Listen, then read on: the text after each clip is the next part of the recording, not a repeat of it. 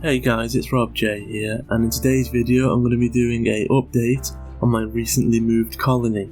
But before we get into that, I would like to say that this video is sponsored by Ant Keeping Depot. Now, today's video is a little bit of a catch up on a video I did a few weeks back where I moved them into this version 1 Ants Australia medium. But before I do, I would like to say I hope everybody is safe and coping with the lock-in. I know it's hard, but I'm hoping that we're all surviving and getting by. Maybe concentrating more on our ants. I know I am. With that being said, a lot of my review items haven't turned up, and that is why you're seeing a lack of reviews, but I have reached out to some UK based companies that are close to me, and I should be getting a review item for next week. So, with that being said, let's get into the video's content. As you saw from the previous video, I'll link it above if you're not up to date, so you can follow along the story, but they moved into this. The video ended where they were currently occupying 2 or 3 chambers. Well, they've spread out and they've used all their space, but there is ample growing room, as if they all compacted into compartments as tight as possible, they'd only fill a quarter of the nest. But they are spread out, got plenty of room, they are concentrating egg chamber throughout the life cycle, right over the heat cables as they weave in and out according to the hydration zones. They're away from them, otherwise it's just a condensation attractive environment.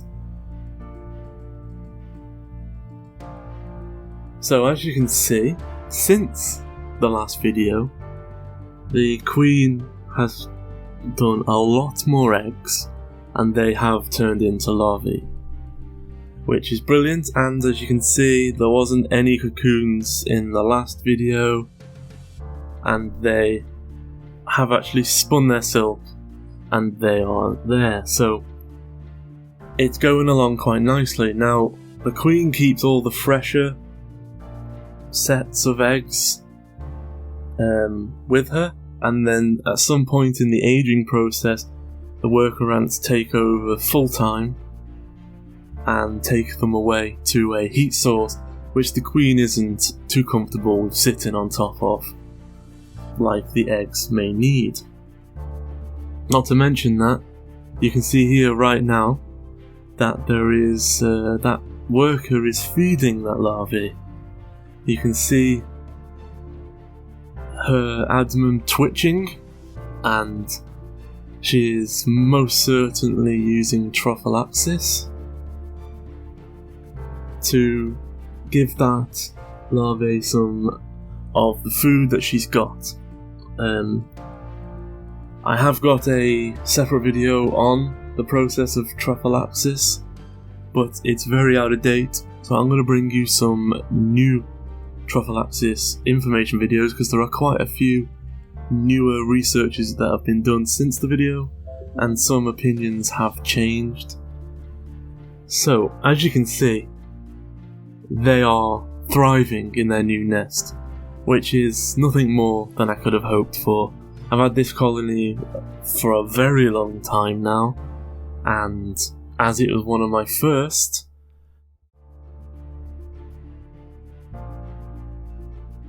slowest growing, just to see them this big now, I just can't wait for what the future holds as they grow and grow. So I thought we'd give them some fruit flies. But what I did, instead of tipping all of their fruit flies I've measured out for them, I thought I'd put one in about half an hour ahead of feeding them their rest. And I thought we would keep checking back to see how it's processed through the nest. I mean, what journey does it take?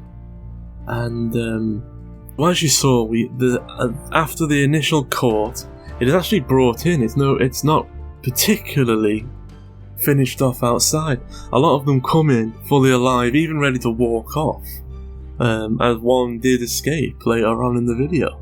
So you can see that, as well as once they're in, it's like a sorting station. It's the first chamber in the nest, where a lot of ants are getting quite busy. And we saw the ant working on the fly actually might have used its formic acid. It brought its gaster right in, like it was using it. Now, this could be to start breaking down the flesh to make it more easy to pull apart. But when I checked back a little bit later, the fly was nowhere to be found. So I was like, oh, they ate it? That's a bit quick. But I found it up in the egg chamber. So it is a pretty predictable path. It goes into an initial processing of what I could only quote as being sprayed 3 or 4 times with formic acid. I couldn't figure out the reason otherwise. And then it's swiftly moved on to another set of ants just outside the eggs, and they go ahead and eat the entire fly, and then I think they're the ones that look after the larvae. So I'm pretty sure that they're sharing it out at that point. And that was the first fly. The rest of the flies, most of them go to the eggs. Some are eaten in a new third chamber, and in the third chamber, these ants don't seem to interact with the larvae at all. They seem to go around sharing it with the other ants. I was quite surprised to see that the queen wasn't shared anything particularly fast. Now, I've seen them feeding her, but it wasn't exactly on a priority list. It seems like the rest of the colony got everything, and then an ant that stands near the queen, once it was fed, then passed it along. But she was one of the last, but I didn't catch that. But as you see, I did come along a bit later on and feed them a lot of fruit flies, because this colony, you saw the nest initially, and there was no remains, debris or anything from fruit flies. Well, yesterday, before this video was shot, I put 100 fruit flies in. Don't quote me on the exact number, it was estimated at 100. Try counting fruit flies, you'll understand how it's an estimation. But overnight they can get rid of that entire surplus of flies. The entire colony must come into action when a large number like that influxes, and they're more than happy to take more. So I give them 10 today for this video. But on a regular basis, they're getting about 20 flies a day, and they're getting ant nectar, and that is it. Apart from monitoring their temperature and making sure that one of the 4 sponges or hydration sponges, not the same one every time, but don't change it too often either.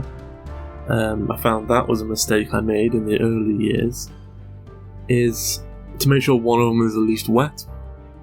And maybe, because they get 2 holes, you see, sometimes, if you can use the same sponge but on the other end of it, rather than moving its location completely, that is a much better idea. Here we see the second chamber just outside the young, where a second fly is now being processed, and by that I mean they go ahead and eat the entire fly, no remains, they even did the wings, and then they are the ants that stay with the young. So I've hoped you've enjoyed today's little distraction from the real world, and I'll be bringing you a review later on next week, and I hope you all stay safe. Bye for now.